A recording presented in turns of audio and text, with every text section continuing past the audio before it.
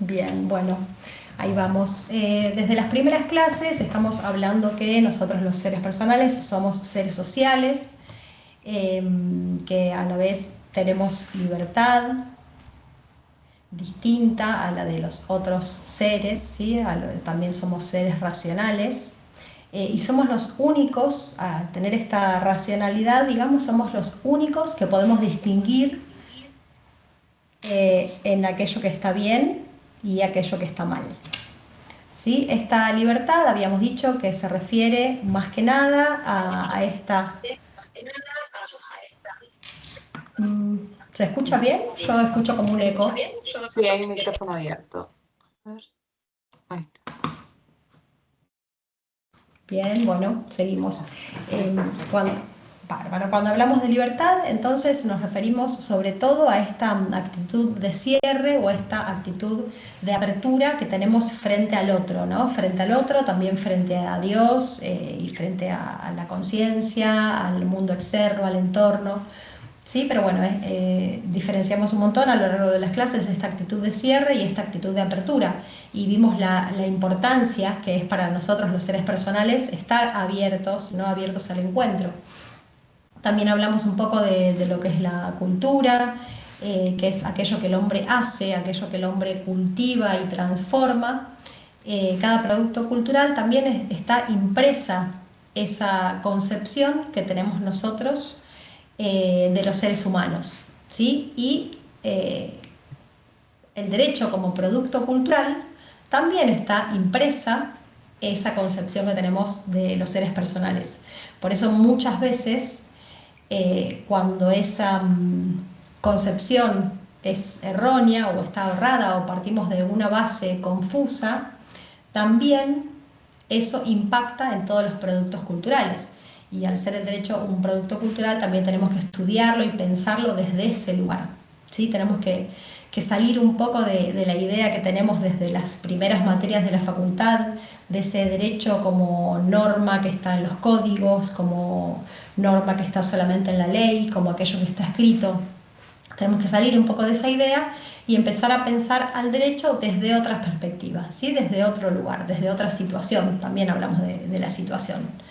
Y entender al derecho como producto cultural tiene todas estas vertientes, ¿no? También hablamos a lo largo de las clases de que muchas normas de nuestro derecho positivo fueron traídas de Europa, ¿sí? De una cultura que no era la nuestra, por eso muchas normas no acompañaban nuestra condición, nuestra perspectiva, nuestra situación. ¿No? Eso trajo también a lo largo de la historia muchísimos problemas. También hablamos de lo que son los vínculos sociales. Pau contó en las clases lo que es el amor, lo que es el respeto, lo que es el poder y lo que es la violencia, como los vínculos sociales que tenemos nosotros en esa actitud de apertura. ¿Sí? Cuando nosotros nos abrimos al encuentro de los otros, lo hacemos a través de alguno de estos vínculos. Estos vínculos, como bien contaba Pau y después también lo mencionó Carlos, fueron explicados desde el ideal, ¿sí? Así limpios, pero hay que tener en cuenta que nosotros con las distintas personas tenemos distintos tipos de vínculos, incluso hay zonas grises en donde un vínculo aparenta ser de una manera pero en realidad es de otro. También hay, en las zonas grises entran las transiciones, cuando nosotros estamos pasando de un tipo de unión a otro tipo.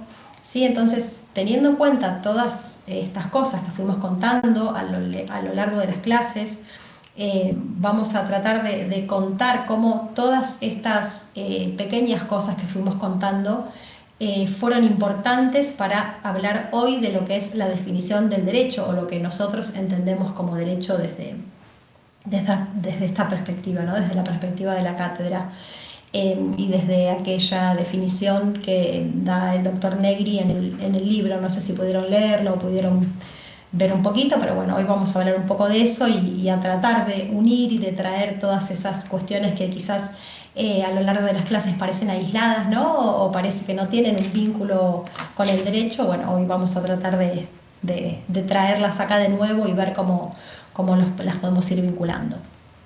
Sí, dentro también de estos vínculos sociales que contamos, que eran amor, respeto, poder y violencia, dijimos que dos de esos vínculos, el amor y el respeto, eran vínculos dialógicos, ¿sí? Y el poder y la violencia son vínculos no dialógicos.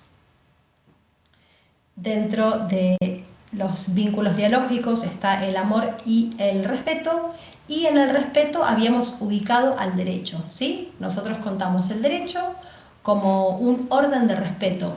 ¿Y qué hacían estos órdenes? Ordenan, ¿sí? Ordenan la sociedad de una manera determinada.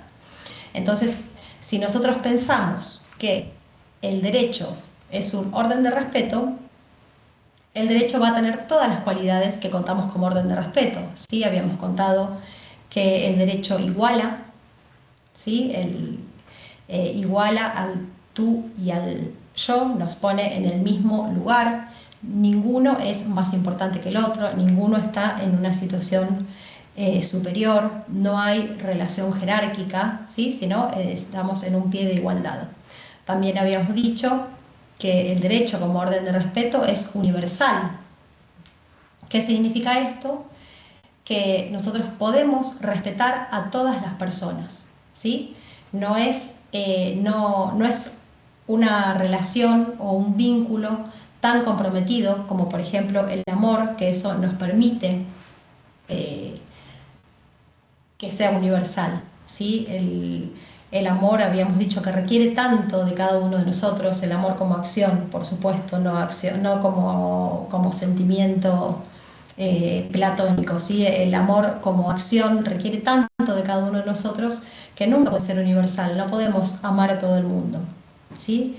En cambio el respeto sí. También habíamos dicho que el respeto puede ser reglado, y esta es una característica muy importante porque eso es lo que nos permite crear las normas, ¿sí? Crear las reglas, estas reglas de conducta. En cambio el amor no puede ser reglado. Otro orden que puede ser reglado es el poder. Por eso, en algún momento hay puntos de convergencia entre el poder y el derecho, y muchos responden a este carácter, ¿sí? Al carácter reglado que tienen cada uno de estos dos órdenes. Pero uno es un vínculo dialógico y otro es un vínculo no dialógico. Por eso es tan peligroso confundir al derecho y al poder. Estamos hablando de cosas totalmente distintas, ¿sí? Todas las características que estábamos contando del derecho son contrarias a las del poder. En el poder sí hablamos de que hay una relación jerárquica, el amo es más importante que el esclavo, ¿sí? Uno es más importante que el otro, es desigual, es una relación desigual. Entonces, al ser dos órdenes totalmente opuestos, es muy peligroso confundirlos. Pero por este carácter reglado, tanto del derecho como del poder, muchas veces se confunden. Ahora vamos a hablar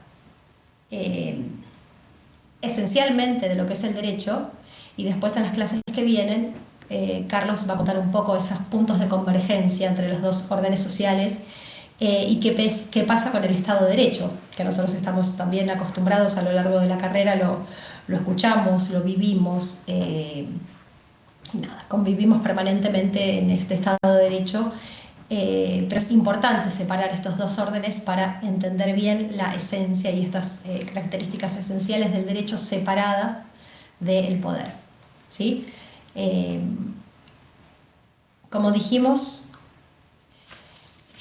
el derecho se vincula con este orden de respeto, y ahora vamos a hablar un poquitito más de eso. No, seguimos en esta todavía. Carlos contó ayer un poco la definición de Héctor Negri del derecho como proyecto de armonía social, que es esta. La voy a poner así, la leemos y después vuelvo a la placa anterior. ¿Sí? Héctor Negri dice que el derecho es un proyecto de armonía social fundado y realizado en el respeto de la persona humana. Ahora vamos a explicar un poco a qué nos referimos con todo esto y después a explicar también lo que son los caracteres del derecho que estaban en el libro. ¿Sí? También a lo largo de las clases dijimos y mencionamos que nosotros somos seres sociales, nuestra propia indigencia, nuestra propia condición de personas indigentes hace que nosotros estemos desde el nacimiento hasta los últimos días vinculados con el otro, ¿sí? Somos seres sociales desde el principio hasta el final. Hablamos también de lo que es ese ser haciéndose en el encuentro, que no nacemos terminados, sino que estamos en permanente construcción. Y esta organización de la sociedad no viene ya dada, ¿sí? Lo que es un dato es que somos seres sociales, pero la tarea que nosotros tenemos es de organizarla a esa sociedad de una manera pacífica, de organizarla bien, ¿sí? Fundada en el respeto de la persona humana. Esta organización social puede ser buena o mala, lo vemos habitualmente también. Cuando es una sociedad que no progresa, generalmente tiene características que están por afuera del derecho, ¿sí? Pero bueno, esa es una tarea, y una tarea que tiene que hacerse todos los días, la de organizar la sociedad bien, de organizar bien una sociedad. ¿Por qué? Una, por los avances de la técnica y de la ciencia, que también los mencionamos a lo largo de las clases. Eso nos genera permanentemente nuevos desafíos en donde tenemos que enfrentar de nuevo esa perspectiva de tratar de hacer las cosas bien socialmente, ¿sí? Los avances de la ciencia y de la técnica nos demandan todo el tiempo seguir generando acciones.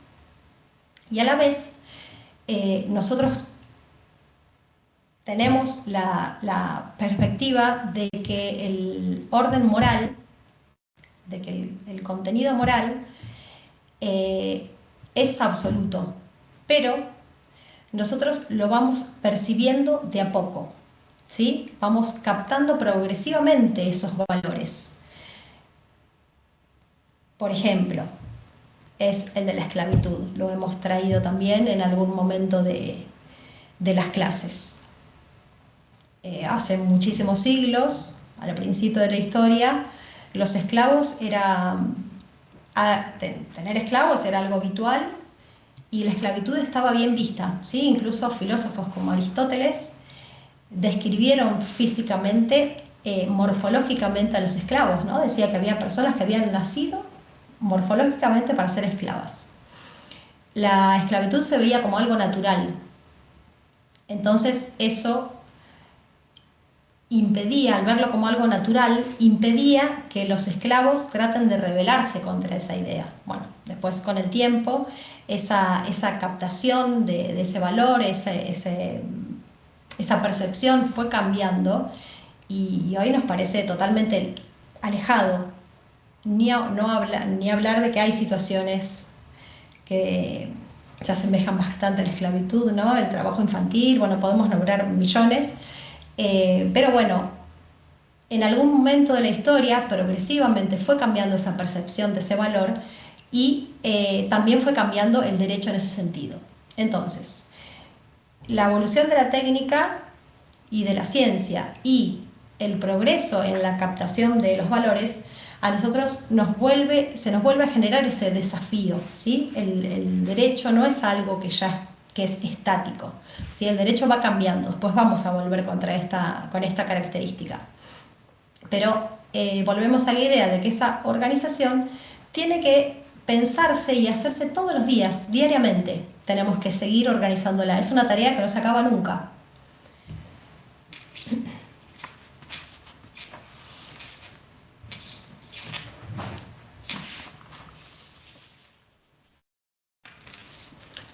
Ahora vamos a ir hacia una definición de derecho y volver a lo que contaba Carlos ayer, ¿sí? Carlos ayer o el lunes, ya no me acuerdo. El lunes habló un poco de cuáles son las características indispensables que tiene que tener una definición de derecho, los elementos indispensables que tiene que tener una definición de derecho.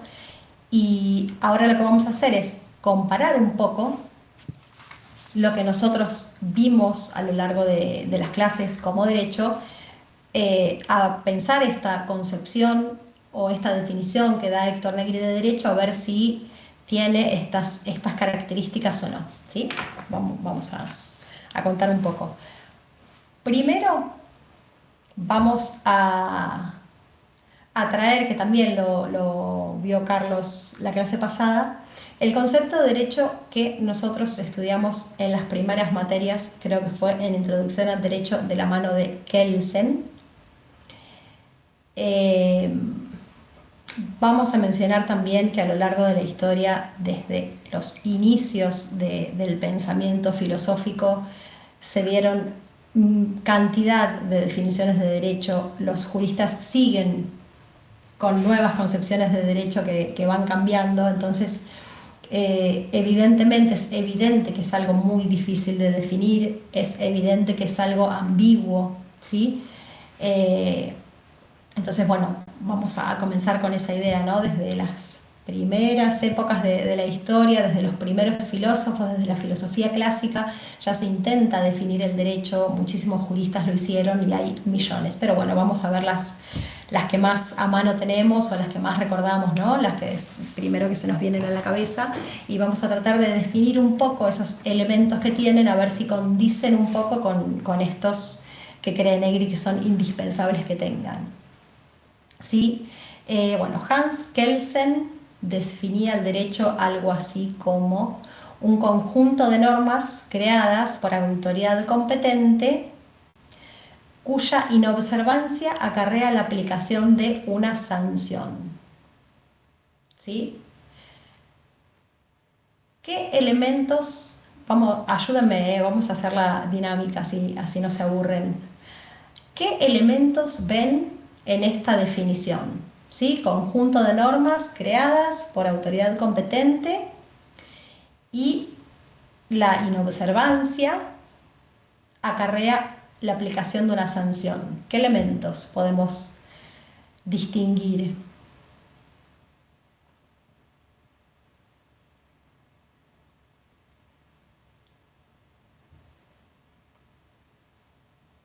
Vamos, vamos. ¿Alguno que se anime?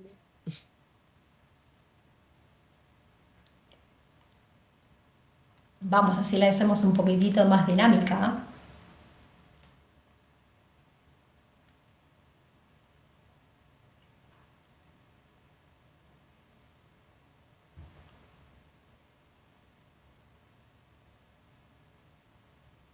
¿Y alguno está o no están? Se fueron directamente.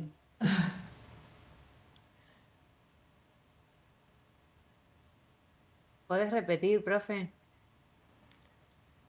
Sí, desde la perspectiva de Kelsen, ¿sí? Del derecho como un conjunto de normas creadas por autoridad competente, cuya inobservancia acarrea la aplicación de una sanción, vamos a tratar de definir un poco los elementos, ¿no? Básico, como que es una norma escrita y demás, para ver si tienen estos contenidos indispensables que dice Negri que tienen que tener.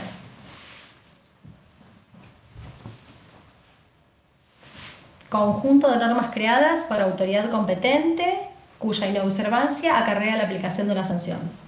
Bien, Mafalda dijo sanción. No veo bien el chat, pero ahí voy a ver si lo puedo abrir acá. Brenda Bien. dice, la B, profe. Decía, pero lo pensaba por Brenda Ramírez. Bien, bueno, a ver. Sujeto, la autoridad competente, dice Liliana, Mafalda, sanción, perfecto. Bueno, para Kelsen, entonces, los elementos que podemos separar de esta definición de Kelsen es que sea una norma escrita, bien atado al derecho positivo, como bien dijeron las compañeras, que sea emanada por una autoridad competente, y que acarrea una sanción. Podemos definir así a grandes rasgos esos tres elementos. Bueno, autoridad competente, que estuvimos viendo lo que son los órdenes sociales. ¿Con qué vínculo, con qué orden social pueden vincular a esta autoridad competente? ¿Con qué orden lo vinculamos? ¿O a qué nos referimos? Pensando a qué nos referimos con autoridad competente. ¿Quién sería la autoridad competente? En nuestro caso, ¿no? En el derecho argentino, por ejemplo. ¿Quién sería la autoridad competente de la cual emana el conjunto de normas?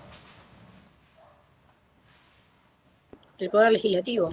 El Estado a Bien, través de su poder legislativo. bien. Estado a través del poder legislativo. Ya en esas palabras podemos definir a qué vínculo social nos referimos, ¿sí? ¿A cuál nos referimos? Con el nombre, ya, solamente.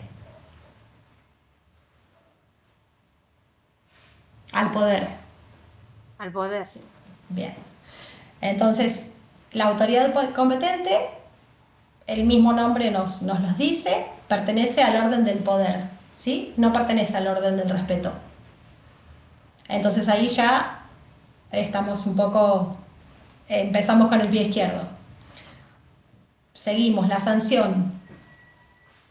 ¿Qué piensan de la sanción? ¿Pertenece al orden del respeto? ¿Al orden del amor? ¿O a dónde vamos de nuevo con la sanción?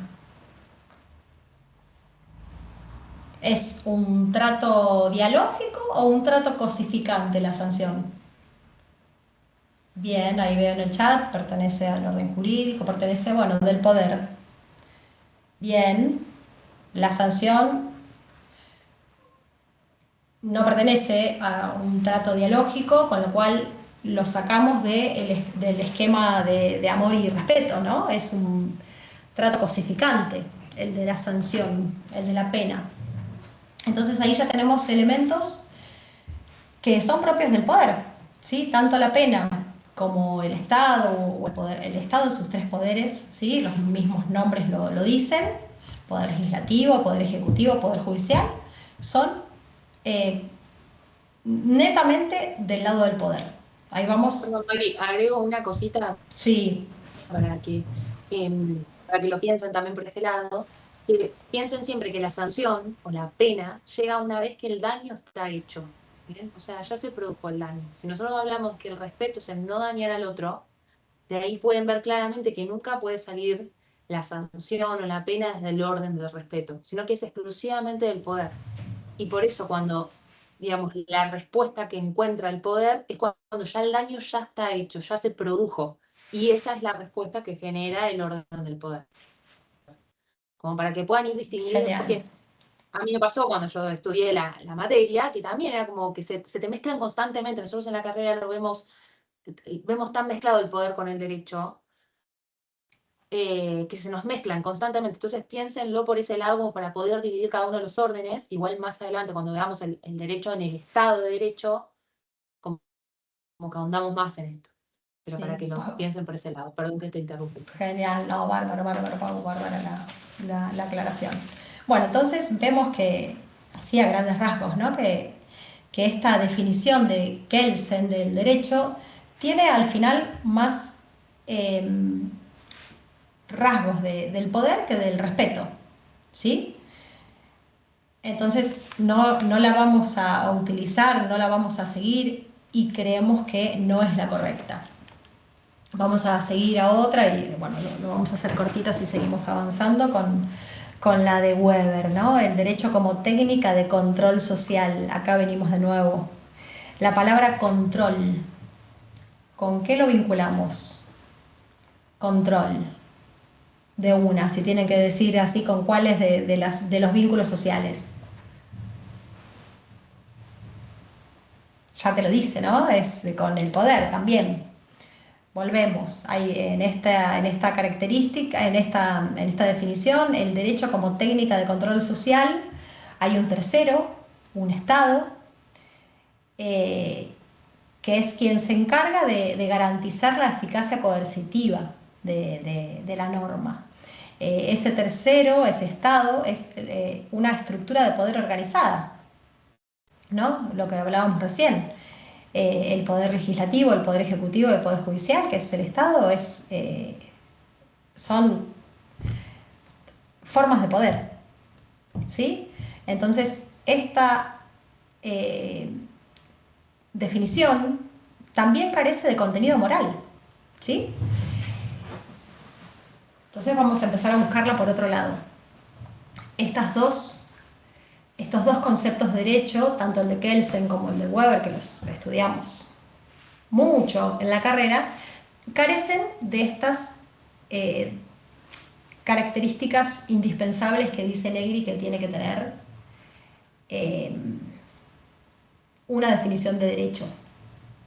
¿Sí? Dice que, ¿qué es entonces lo que no puede faltar en su definición?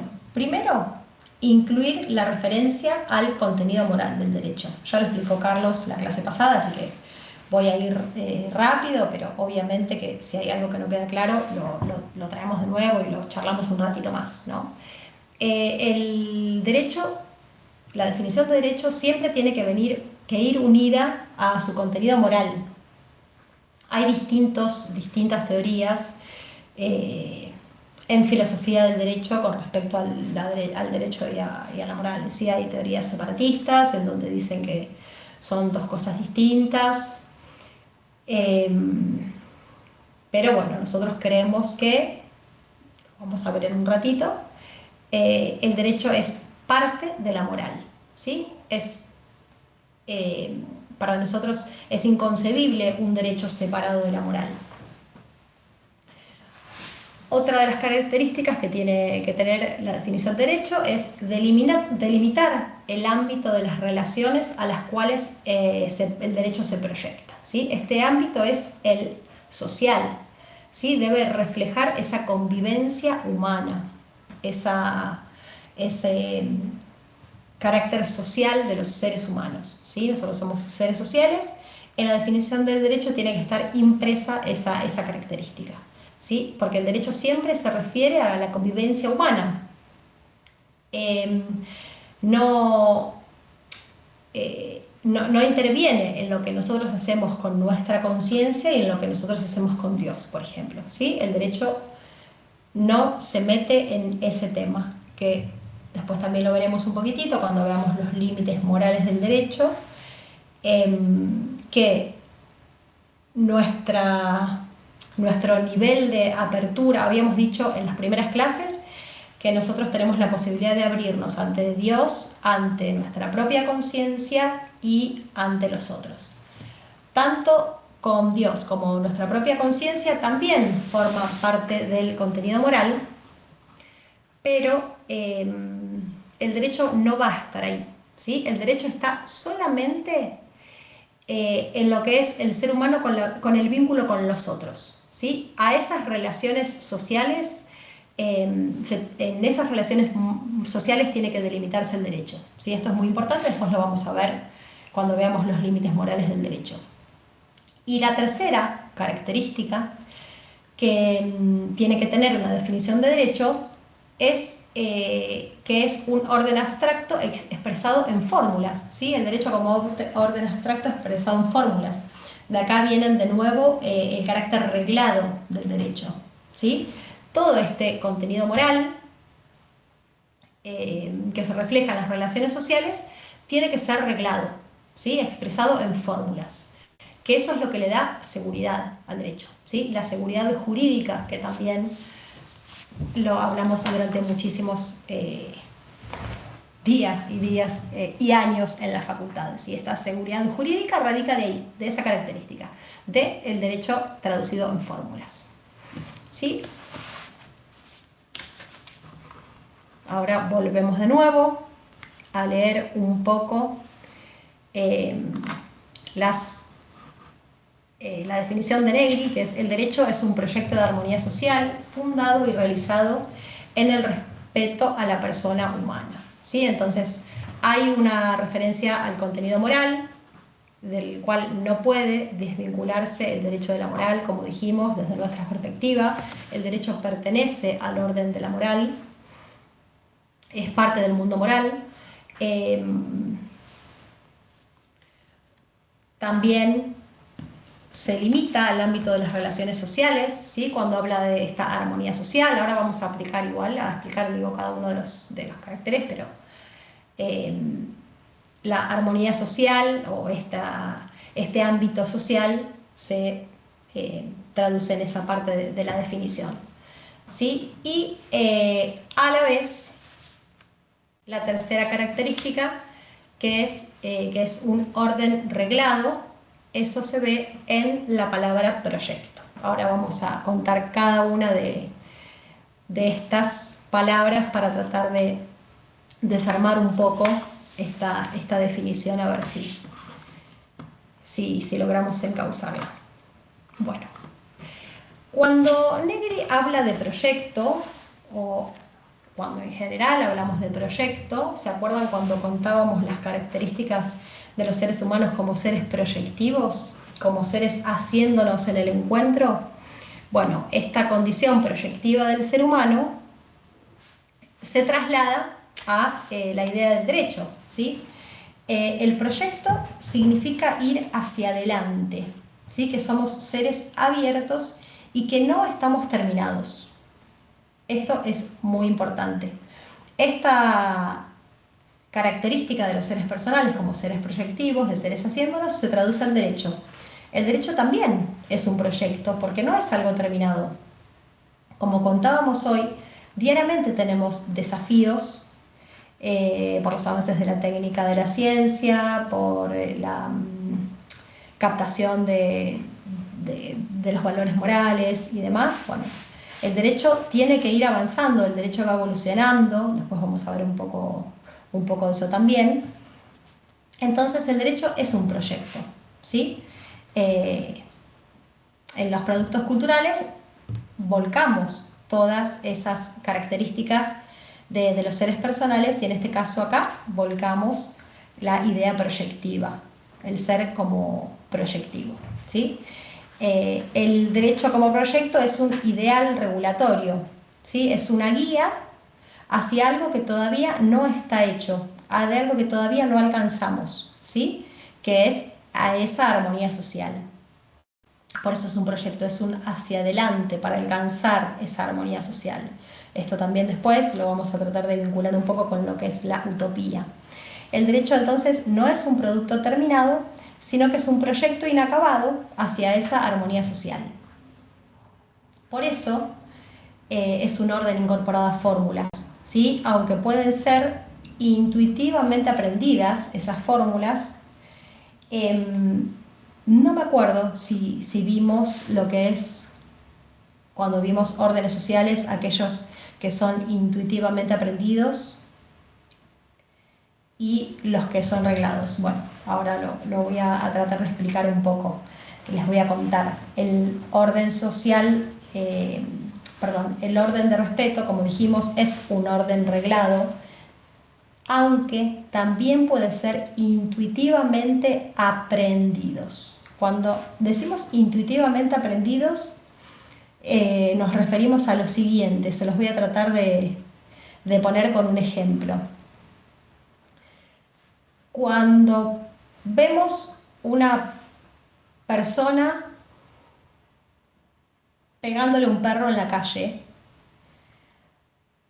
por más que no hayamos visto nunca ninguna norma escrita, nosotros nos damos cuenta que eso está mal, ¿o no?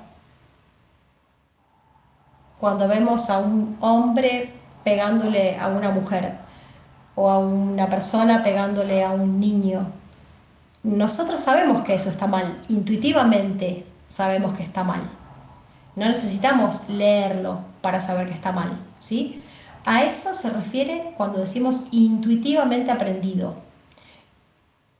Todo el derecho nosotros lo podemos intuir, aunque la característica que tiene el derecho es que a la vez también se puede reglar, ¿sí? Entonces nosotros intuimos que está mal y lo reglamos. A eso se refiere este carácter proyectivo, ¿no? Y reglado también. ¿Se entendió un poco lo que es esta intuición del derecho? Porque también es importante, ¿sí? Es una característica importante del orden del respeto.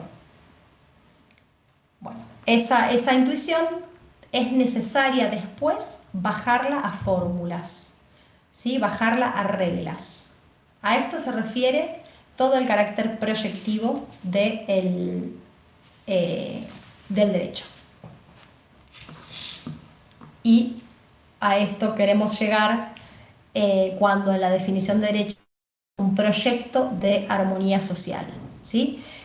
Esas reglas a la vez derivan en esta seguridad jurídica de la que hablamos. Brenda, ahí te acabo de leer en el chat. Sí, genial. No, decía eso, que a eso nos referimos cuando hablamos de el derecho como proyecto de armonía social, ¿sí? A este carácter proyectivo, a esta intuición bajada a reglas, a esta proyección en fórmulas que tiene el derecho, que a la vez deriva en lo que es la seguridad jurídica. La seguridad jurídica era, así a grandes rasgos, es lo que a nosotros nos genera, valga la redundancia, seguridad en las normas, ¿no? Seguridad en el derecho, que lo que nosotros, a lo que nosotros nos genera el derecho, ¿no? Esa seguridad de que estamos haciendo las cosas bien, de que si seguimos las normas vamos a vivir en armonía, vamos a vivir con paz, ¿sí? La regla, y que la regla vale para uno y también vale para todos. Estas reglas entonces nos dan a nosotros seguridad jurídica, que a la vez esas fórmulas lo que hacen es anticiparse al hecho, ¿sí? Las normas se anticipan al hecho, entonces a nosotros nos da la posibilidad de prever cuáles van a ser las consecuencias de nuestras acciones, ¿sí? Y a la vez esas reglas generales se resuelven o van para un número indefinido de casos, ¿sí? Hay múltiples fuentes. Cuando decimos fórmulas, no piensen solamente en la ley, ¿sí? Sino que eso es un reduccionismo, ya vimos también lo que es un reduccionismo. La ley es una de las formas del derecho y que es distinto al contenido. Cuando Carlos contó lo de Cota, más o menos vimos a qué nos referimos con fórmula y contenido, ¿sí? No debe confundirse lo que es la forma del contenido. En un momento de nuestra vida jurídica primó más la forma que el contenido. Entonces se pensaba y se sigue pensando que todo lo que es ley es derecho, y no siempre es así, ¿sí? La ley es solamente la forma del derecho y es una de las formas del derecho. Hay muchas más formas del derecho, ¿sí? Esta palabra proyecto, de la definición de la que habla Negri, entonces responde al punto 3, que es, lo voy a leer así: revelar las características de que es un orden abstracto expresado en fórmulas, ¿sí? La palabra proyecto responde a el punto C o el punto 3. Ahora seguimos en la definición y vamos a hablar un poco de lo que es la armonía social. Ya les adelanto que la armonía social responde al punto 2, que es delimitar el ámbito de las relaciones a las cuales el derecho se proyecta, que es este ámbito social, ¿sí? Entonces, decíamos que el derecho busca ligarnos en estas relaciones sociales, en esta vida social que tenemos, a través de la paz, ¿sí? Cuando hablamos de armonía social nos referimos a este fin, uno de los fines del derecho, que es el fin de la paz, ¿sí? Que es la condición, la paz es la condición que a nosotros nos permite nuestra realización, ¿sí? Que es lo que nos permite llegar a nuestra esencia. También hablamos de esto. Pero ¿qué pasa? Como habíamos dicho, que la condición social es un dato, y esta organización pacífica, esta armonía social, esta organización social bien hecha es una tarea. Existe la posibilidad de que esa sociedad no funcione armónicamente, pero existe la posibilidad de que sí funcione armónicamente, ¿sí? Pero esto es una acción, es una tarea que tenemos que hacer y tenemos que hacerla diariamente. El derecho nos saca de esa esfera individual y nos lleva a lo social, a pensarnos a nosotros como seres sociales, ¿sí? En sociedad, en el vínculo con el otro. Y en el derecho es fundamental para encontrar esa armonía, para encontrar esa paz. Cuando hablamos de armonía nos referimos a que el comportamiento de dos o más personas sean armónicos, ¿sí? En la música, la armonía es esa sucesión de acordes que es fundamental para el ensamble. El ensamble musical es cuando hay dos o más instrumentos sonando al mismo tiempo, ¿sí? La armonía es esa sucesión de acordes que hace que esos instrumentos, que son individuales, funcionen bien, ¿sí? O se escuche bien. Es más o menos, si lo traducimos al ámbito social, es que dentro de su individualidad, las acciones que tienen dos o más personas sean pacíficas entre sí. Entonces, acá en esta parte del concepto de Negri, cuando habla de armonía social, se refiere a este rasgo de que el derecho funciona en el ámbito social o está orientado a ese ámbito social, ¿sí? A esa convivencia social. Y por último, en el concepto de derecho hablan del respeto a la persona humana, ¿sí? El derecho se funda en el respeto de la persona humana. También venimos desde el inicio de las clases hablando de esto, ¿no? De dar a cada uno lo suyo.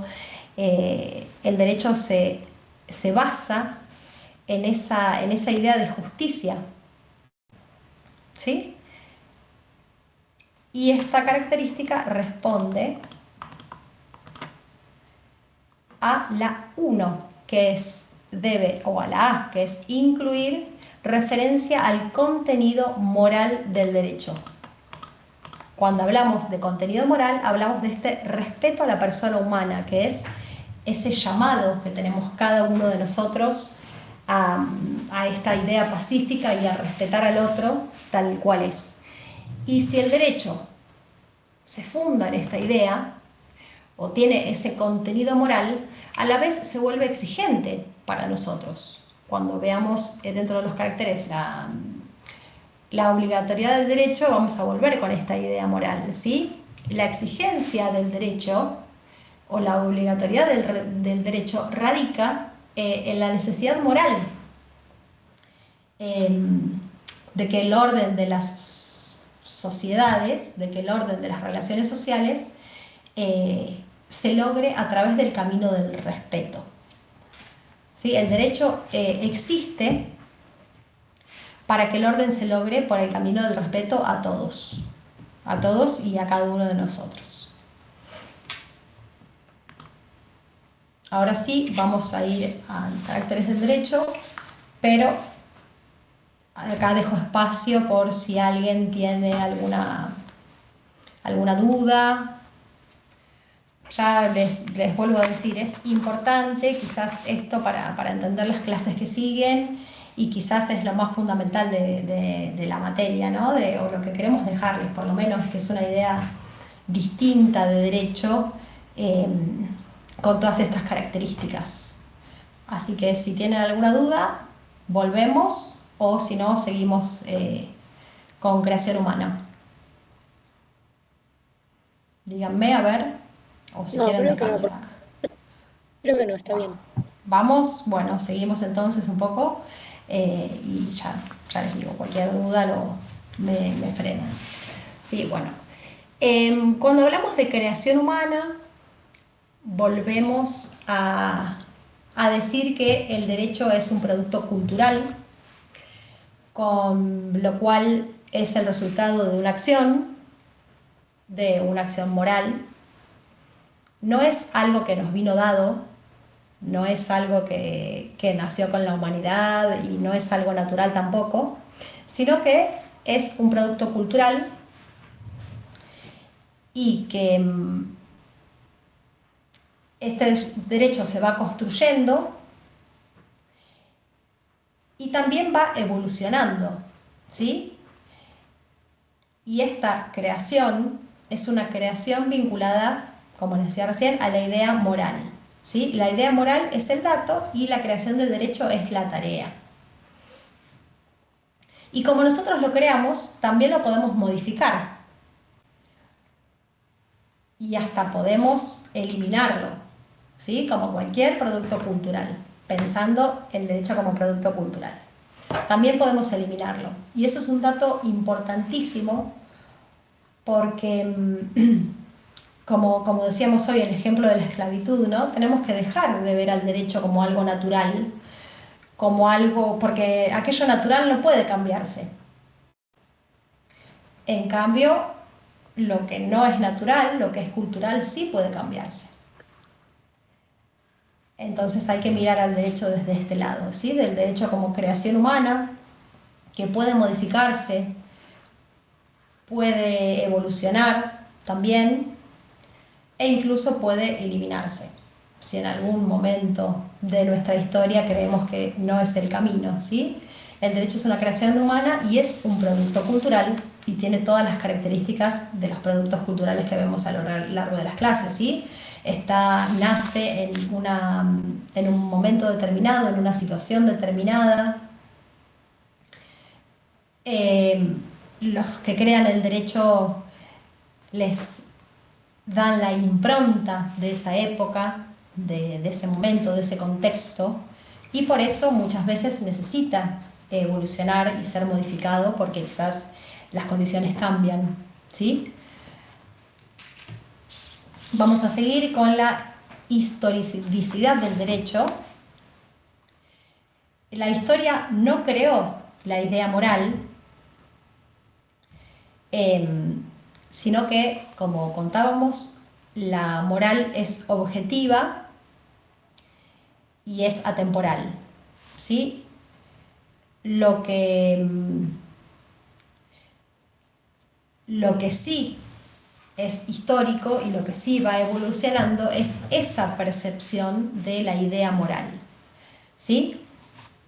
Y a esto nos referimos cuando hablamos también de evolución del derecho, es la próxima característica que la vamos a ver más, con un poco más detalle, con un poco más de detalle, pero cuando hablamos de historicidad del derecho, nos referimos a que el derecho ocurre en una situación determinada, en un contexto determinado, en un lugar y tiempo, con circunstancias determinadas, y que como todo producto cultural está inserto en lo histórico y puede cambiar, ¿sí? Y también esto se vincula con la condición situada. El derecho es histórico porque intenta responder a situaciones históricas determinadas, ¿sí? De un momento determinado. Ahora vamos a la tercera característica, que es la evolución y la permanencia del derecho. Acá parece una contradicción, ¿no? Cuando nosotros hablamos de evolución y a la vez de permanencia en la misma frase. Es una contradicción aparente esta, la del derecho en este punto. ¿Por qué? Porque el derecho evoluciona, como contábamos recién, por la percepción que nosotros tenemos de la idea moral, ¿sí? De los valores. Esa percepción evoluciona y lentamente tiene que ir evolucionando también el derecho, acompañando esa lectura, esa percepción. ¿Sí? La evolución es una característica del derecho que nosotros la podemos ver si la vemos desde una perspectiva de siglos, ¿sí? Si nosotros pensamos en el derecho de hace muchos siglos, vemos que el derecho evolucionó. Pero el desafío es el siguiente, es que a la vez, cuando creamos normas jurídicas, cuando creamos un sistema jurídico, lo tenemos que pensar como algo estable, ¿sí? Porque a nosotros esa estabilidad es la que nos da, o esa estabilidad y esa permanencia es la que nos da la seguridad jurídica. Entonces, si nosotros vemos el derecho en un breve periodo, en un corto plazo, vemos que el derecho es estable, permanece. Pero si lo estudiamos a lo largo de muchos siglos, vemos que evoluciona, pero esa evolución tiene que ser lenta y tiene que siempre acompañar a la percepción de la idea moral, ¿sí? Primero viene la percepción de la idea moral cuando cambia y esa percepción lentamente tiene que bajar al derecho.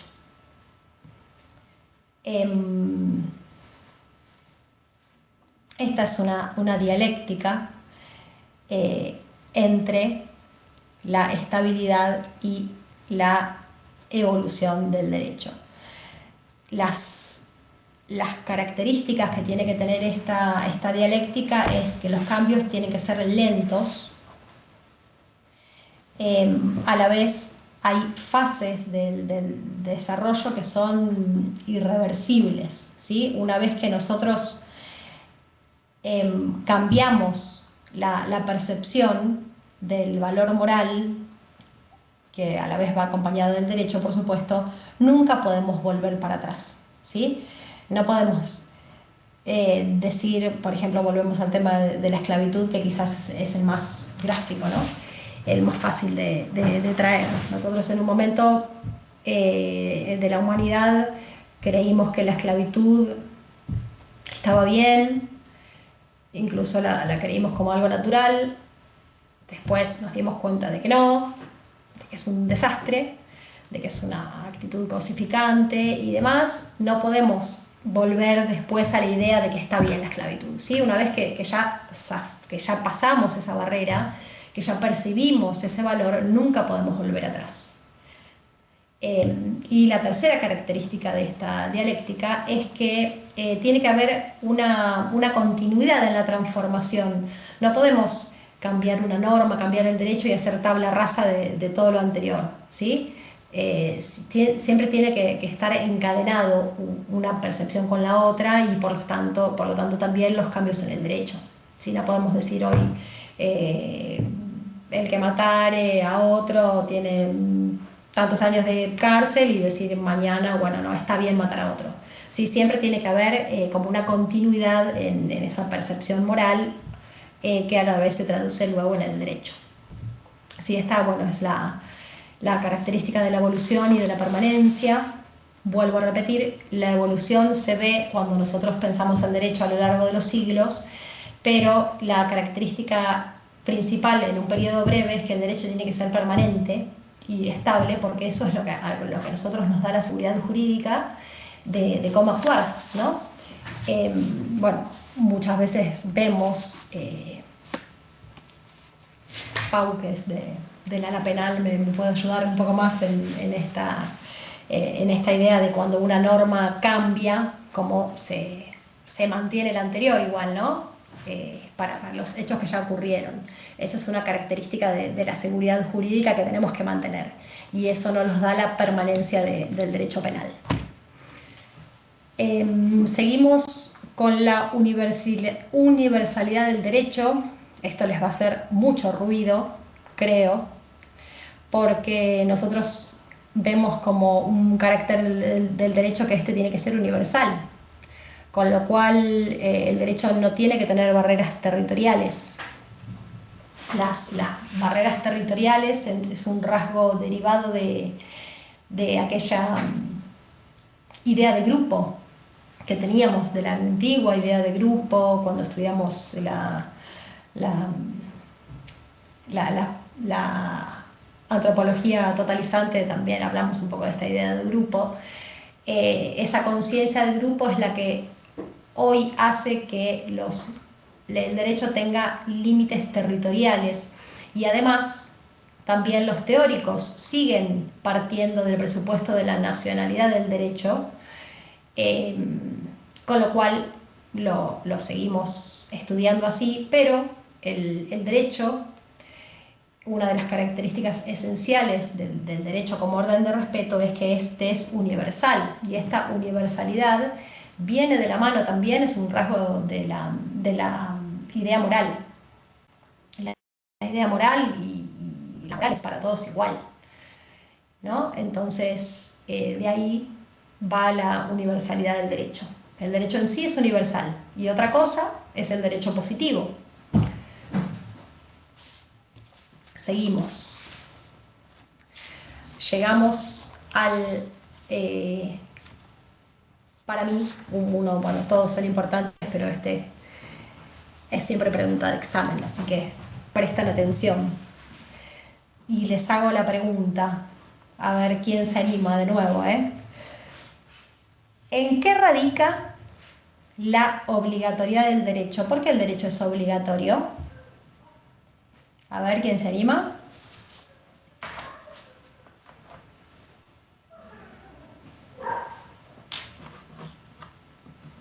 Vamos, espero respuestas.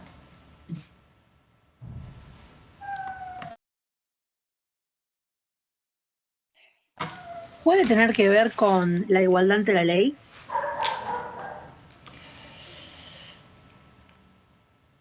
La igualdad ante la ley. ¿Por eso pensás que el derecho es obligatorio? O sea, nosotros cuando vamos a cumplir una norma, ¿no? Lo hacemos por la igualdad ante el otro, porque el otro es un igual a mí. Está bien, ¿eh? Lo que decís. ¿A eso te referís, No sé, Agustina? lo relacioné, sí, lo relacioné directamente con eso. Como que al ser iguales en alguna perspectiva, la obligatoriedad viene ligada a eso, pero no sé si está bien. Bien, seguimos pensando. Igual es por ahí, ¿eh? A ver, dice María Belén, Por, porque garantiza el orden de las relaciones. A ver quién me habló ahí, perdón. por el miedo a una sanción. Por el miedo a una sanción. ¿Quién lo dijo, Agustín? Yo iba a Bello. decir también por la sanción. Volvemos. ¿Qué era la sanción? ¿En qué orden lo habíamos ubicado la sanción?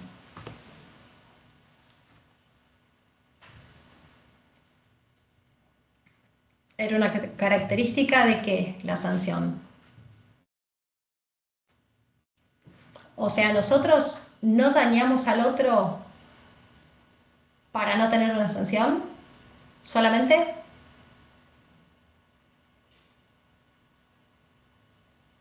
Yo digo, no mato a aquel que está pasando por ahí, no atropello a la persona que está cruzando la calle con mi auto para no tener una sanción nada más.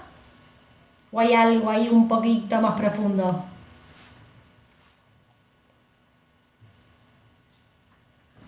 A los que piensan que la obligatoriedad del derecho radica en la sanción. No, para mí porque son normas que impone el Estado para tener una convivencia pacífica entre todos los seres humanos, porque si no, claramente cometeríamos como en la ley italiana, ojo por ojo, diente por diente, cometeríamos todos delitos porque alguien, no sé, nos robó cualquier cuestión, me explico. Entonces el derecho lo que viene a imponer es una sanción con la finalidad de no seguir cometiendo delitos y iniciamos una sociedad de derecho, propiamente dicho. Entonces también, José, vos pensás que como el derecho lo impone una autoridad competente, como dice también Brenda ahí en el chat, por eso solamente para nosotros es obligatorio. Piénsenlo, perdón que me mete, ¿no? Pero piénsenlo más que nada, el orden. Mari estaba explicando todo desde los distintos órdenes, estamos hablando desde el orden del respeto, a diferencia de lo que es el orden del poder. Habíamos visto que la autoridad viene del poder y habíamos dicho también que la sanción viene a cuando ya el daño se produjo. Entonces, escucho algunas definiciones y me doy cuenta que están dando una definición del derecho, pero no desde el derecho basado en el orden del respeto, sino que lo están viendo cuando ya el poder se mezcló. Que eso lo vamos a ver más adelante cuando hagamos el derecho en el Estado de Derecho. Es reentendible que se vayan confundiendo estas situaciones porque nosotros a lo largo de la carrera lo vemos así. Pero por eso en esta materia lo que tratamos de hacer, y por eso Mari insiste tanto en que es tan importante estas clases, como para que nosotros podamos desmembrar completamente lo que es la idea de derecho para la cátedra y ver al derecho en el estado puro, en este orden de respeto, ¿bien? Recuerden cuando vimos el orden de respeto, esto que recién traía a colación Mari, yo freno en un semáforo, no, ni porque amo a la persona que está cruzando, sino porque simplemente la respeto, no la quiero dañar, ¿bien? Entonces, pensémoslo por ese lado, ¿de dónde viene esa obligatoriedad del derecho puro, el estado puro, digamos, ¿no? Como para separarlo del poder. Piénsenlo por ese lado, a ver si por ahí va más. Igual hay Pues algunas entonces respuestas sería que por el van. respeto al otro. Sí, tal cual, va por ahí. Va por ahí y como decía recién Brenda en el chat, que es, bueno, hablando del respeto para vivir en armonía entre las personas. El carácter obligatorio del derecho radica en ese contenido moral, en esa exigencia moral que tiene que tener el derecho, ¿sí? Si el derecho o la regla o la fórmula tiene ese contenido moral, ya para nosotros se torna exigente, ¿sí? A nosotros mismos nos nace no hacerlo.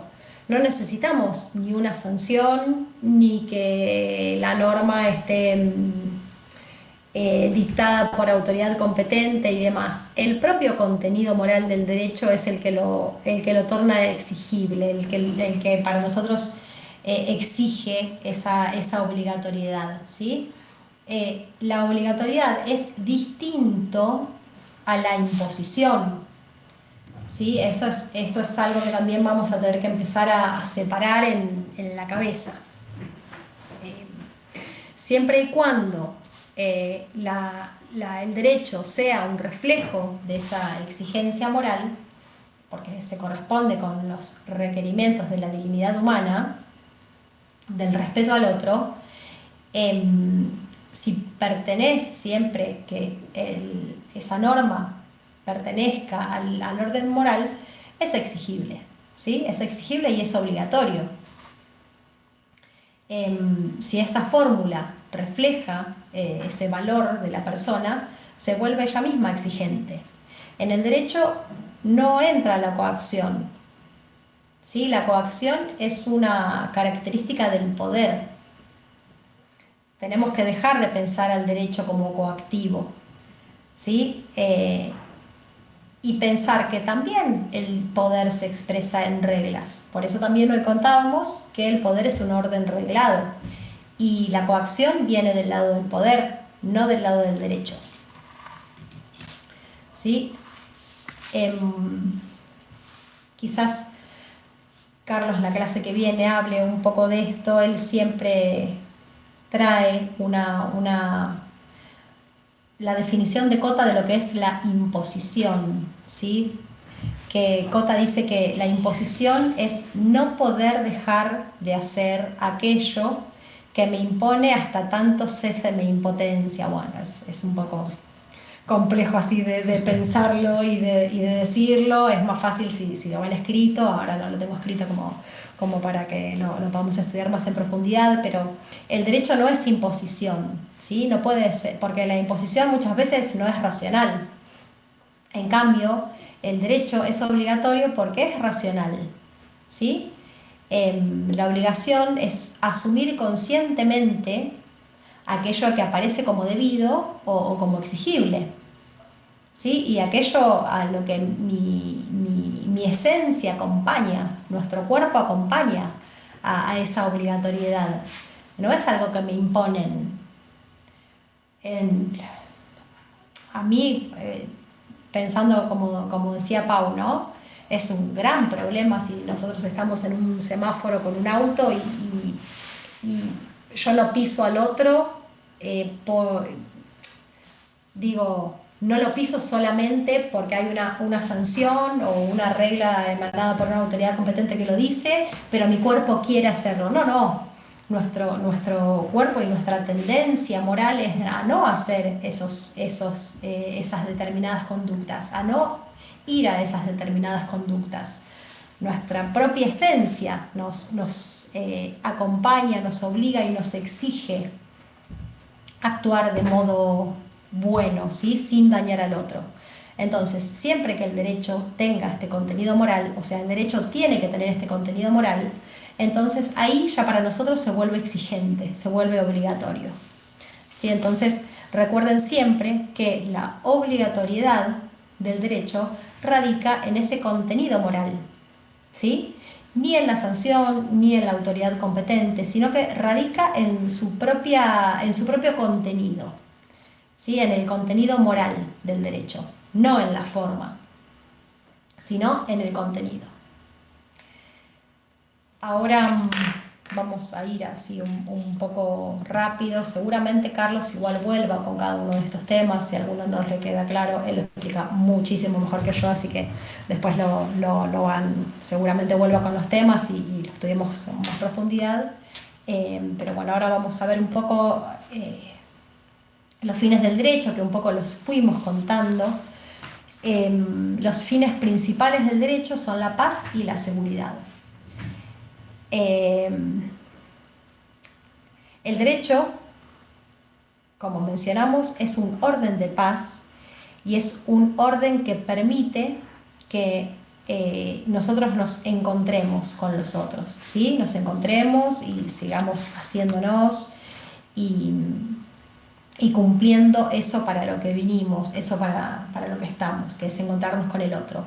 El derecho nos brinda ese escenario de paz para poder encontrarnos, ¿sí? Y tantos los fines del derecho como los medios del derecho son pacíficos. El derecho intenta resolver los conflictos a través de medios pacíficos.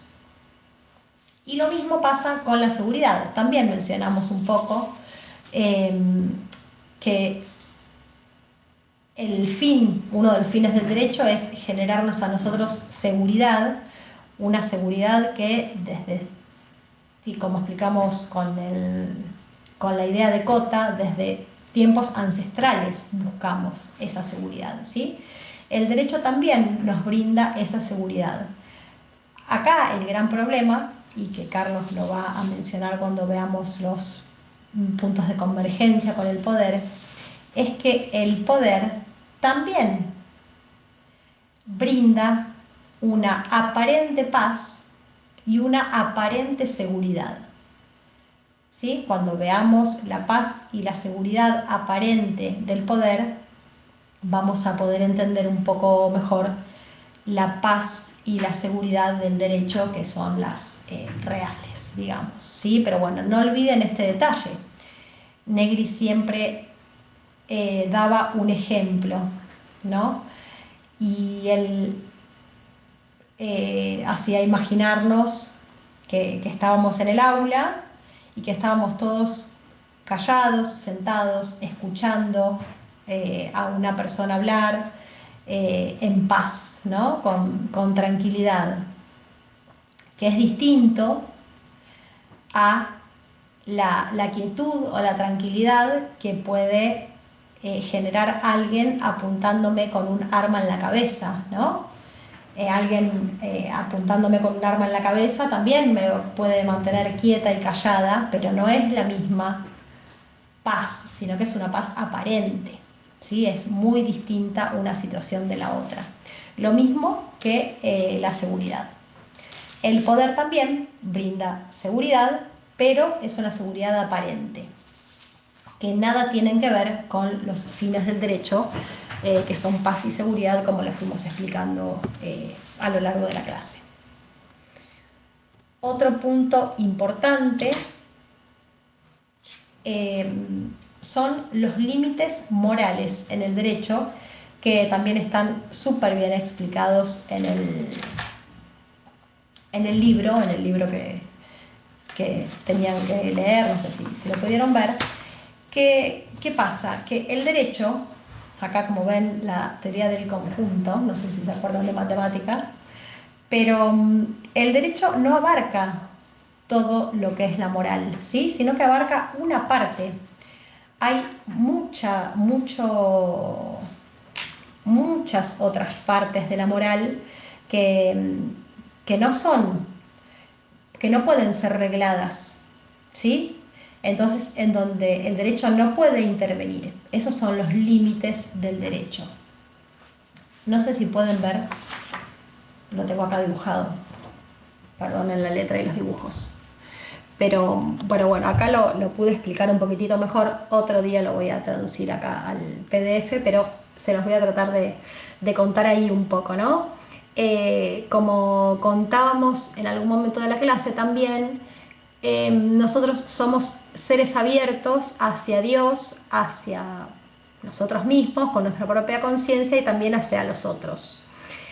En nuestra apertura a Dios, el derecho no puede intervenir, porque ahí hay, también depende, también está incluido en el ámbito de la moral, pero no puede ser reglado, ¿sí? Con lo cual el derecho no puede intervenir ahí. El derecho solo interviene en esta porción, que es en nuestra relación con los otros. Con nuestra propia conciencia tampoco. Hay otros, qué sé yo, por ejemplo, acá en el ámbito de la moral y Dios están las religiones. Bueno, hay otros tipos de reglas, si se quiere, pero que son ajenas al derecho, ¿sí? El derecho nada más interviene en, en, en el ámbito social, o sea, en la relación de las personas, en la relación con los otros, y en una parte, ¿sí? Porque hay otra parte, que acá se trabaja en la política, que también depende de la relación con los otros, pero que son reglas que se traducen o tratan de ser, que lleguemos a ser buenos ciudadanos, ¿sí? Que no tiene nada que ver con esto. Acá el derecho siempre se vincula a lo que es, acá se va a vincular con la justicia, ¿sí? Siempre que haya, que estemos dentro del ámbito de la moral, dentro del ámbito de nuestra relación con los otros, y que estén vinculados a la virtud de la justicia, que es que cada uno tenga lo que corresponda y hace no dañar al otro, ahí vamos a estar en el ámbito del derecho, ¿sí? Acá lo importante, o lo que les tiene que quedar en claro, es que el derecho no abarca toda la moral, sino solamente una parte. Pero también tener en cuenta que el derecho forma parte de la moral, ¿sí? Hay otras teorías, como contamos, teorías separatistas, en donde dicen que son dos cosas distintas. Nuestra concepción es que el derecho no puede desvincularse de la moral desde ningún punto de vista, pero que a la vez tiene que tener límites, ¿sí? Hay límites morales al derecho, que es que no se puede intervenir, el derecho no puede intervenir en aquella relación con Dios, y tampoco puede intervenir en nuestra conciencia, ¿sí? Estudiamos en algún momento la libertad de conciencia y demás. Bueno, en esos ámbitos el derecho no puede intervenir, sí hay límites morales del derecho. ¿Eso les quedó claro o quieren que volvamos? Esto es importante, ¿sí? Darse cuenta que el derecho no abarca todas las situaciones de nosotros, todas las situaciones de las personas, sino aquellas las que refieren a nuestra relación con los otros. Y por último, Carlos va a volver seguramente con este tema, es el derecho y la utopía, ¿sí? A pesar de esos límites que derivan del carácter reglado del derecho, o sea, lo que puede reglar y lo que no, y en el ámbito de su proyección, que es el ámbito social, el derecho se distingue de expresiones de orden aparente, ¿sí? El derecho como utopía se presenta como una contrasituación que tiende a transformar una realidad global, ¿sí? El derecho lo que intenta es eso, es transformar una realidad global. El derecho nos muestra lo que debe ser, ¿sí? Que no siempre es lo que es, lamentablemente, pero nos muestra lo que debe ser. Ese es el carácter utópico del derecho, ¿sí? Y el derecho lo hace, o sea, intenta transformar esta realidad global sin otras armas que su propio contenido moral, ¿sí? Presenta soluciones a problemas sociales siempre fundadas en el respeto de la persona humana, ¿sí? No con otras armas, ¿sí? Es con las armas de la paz, siempre decía Negri. Entonces, el derecho ahí se... La Sí, diapositiva no se cambió, te digo. No sé si la habías cambiado o quedaste en la misma, pero... no, ahí ¿No? quedé en derecho y utopía. ¿Por qué no Eh, se sigue viendo la del derecho, la definición de ah, derecho indispensable que hay? No sé si o soy yo ah, sola o... para, a ver ahí, No, a ver si yo la puedo pasar. Espera. ahí, Ahí le estoy pasando a vos. Yo, a ver, proyecto, mira social. Espera. no. Ahí. Está como tomada por Agustín, pero bueno, Ah, no importa, ya está. bueno, está bien. Igual se entendió todo. Sí, Nadie. no decía más nada. A ver, Listo, ahí no. Bueno, dice listo, listo. solamente la placa, dice derecho y Derecho utopía, de pero utopía. la placa de límites morales se vio, porque esa sí me interesaba que se vea. No sé, a ver si alguno de los chicos dice si la No, vieron. no se fue cambiando, profe, cuando vos Ah, cambiabas. A mí me quedó fija en la primera también, pero me ahí di Cambien cuenta, cambia. cada, si puede cada uno cada la puede uno, cambiar. sí, vayan a la 9. Claro, quedó A fija, ver. pero se podía cambiar. Está bien. Ay, bueno, Bueno, entonces ya ven acá. Si pueden, ya vayan a la está. 9, chicos, y ya. Eso Siempre, son bueno, las... Igual sí. se vio lo que mostraste vos, tu dibujito estaba más lindo. La nueve está ahí la teoría de los conjuntos. A ver, ahí la voy a compartir porque me parece que se cerró. La 9 es la de la teoría de los conjuntos, pero ahora, estudiando de nuevo esta parte, la evolucioné con este dibujito que ya lo voy a pasar a un futuro. A ver, ahí se va pasando. No, No, estoy pusiste en otra. cualquier. Sí, Sí, ahí Sí, sí, pero es otra, sí. pero estoy en otra. sí. Ya vamos, ya vamos, Igual ya vamos. voy a decir que muchos le iban pasando Ah, ellos. bárbaro, bárbaro. Así que no sé por qué Genial. no haces eso. Sí, no sé. Acá estamos. Igual todo está en cátedra. Sí, está ahí. Y este Power no tenía nada no tenía nada, no era como los otros que tenían más Sí, información. tiene más contenido. Ahí va pasando. Ahí Este sí Bien, se va proyecto ahí normal pasando. sí. social, ahí estaban los caracteres del En el derecho, derecho. Sí. fines del derecho, paz y seguridad. Acá está la teoría de los conjuntos, moral y derecho, pero es básicamente para que les quede claro que el derecho forma parte de la moral, pero que no abarca toda la moral, ¿sí? El derecho no puede llegar a toda la moral. Y la última plaquita era esta de derecho y utopía.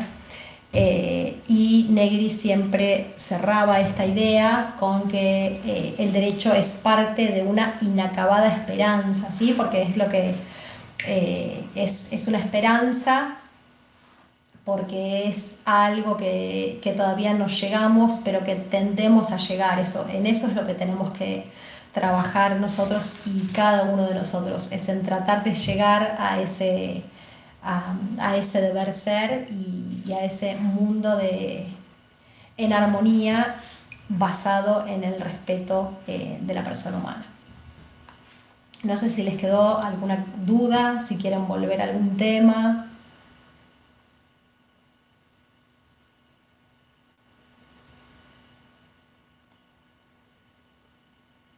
Sí. Bueno, nada. Después ya podrán recuperar la clase, si quieren leer el material que subimos a la cátedra virtual, si quieren eh, rever la clase y nada, volvemos a cualquier consulta que tengan la clase que viene. Hoy vamos a liberarlos tempranito porque teníamos un texto para leer que es Cachabacha en el olvido, que también siempre lo leía Negri en las clases, que es para identificar un poco lo de los órdenes sociales, pero a veces los dejamos más de las 8 acá, nos pasamos unos minutitos, así que eh, voy Para a... devolver esos minutos. Sí, Se los devolvemos de voy nuevo. voy a apagar el micrófono.